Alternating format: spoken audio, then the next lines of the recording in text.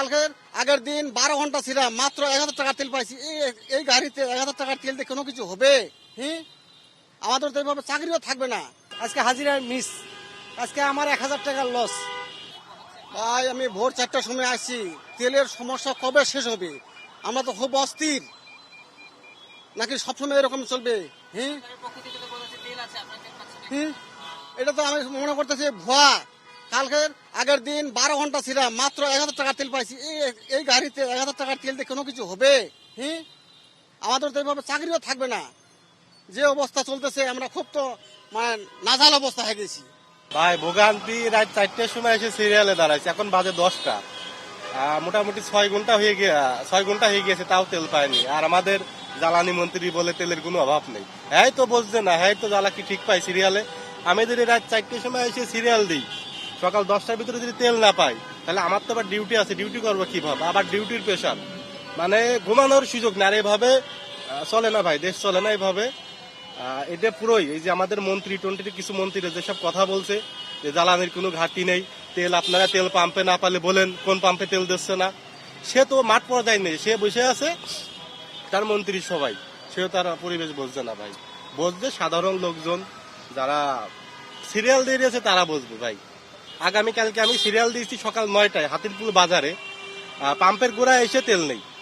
পরে বাসায় চলে গিয়েছি, বাসায় যে আবার আজকে ভোর রাত্রে আইছি। আমি রাত্র 4:15টার দিক দিয়ে আসছি। না এখনো নিতে পারি নাই। 10টা বাজে, 10টা বাজতে 4 মিনিট বাকি আছে। হ্যাঁ হ্যাঁ, ভোগান্তি হচ্ছে।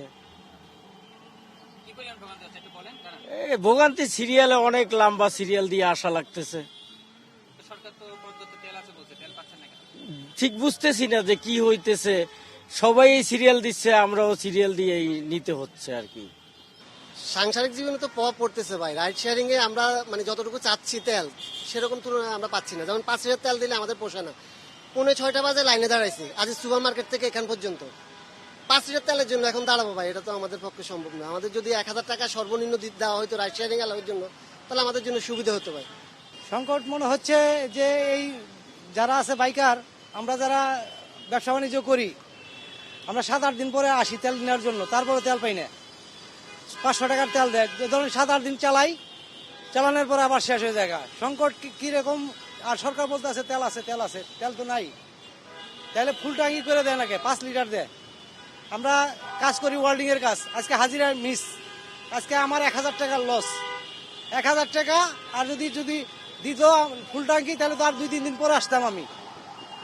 এই জন্য ভাই খুব কষ্টের মধ্যে আছি। প্রতিদিন এই সমস্যা হইলে তো ভাই সমস্যা অনেক।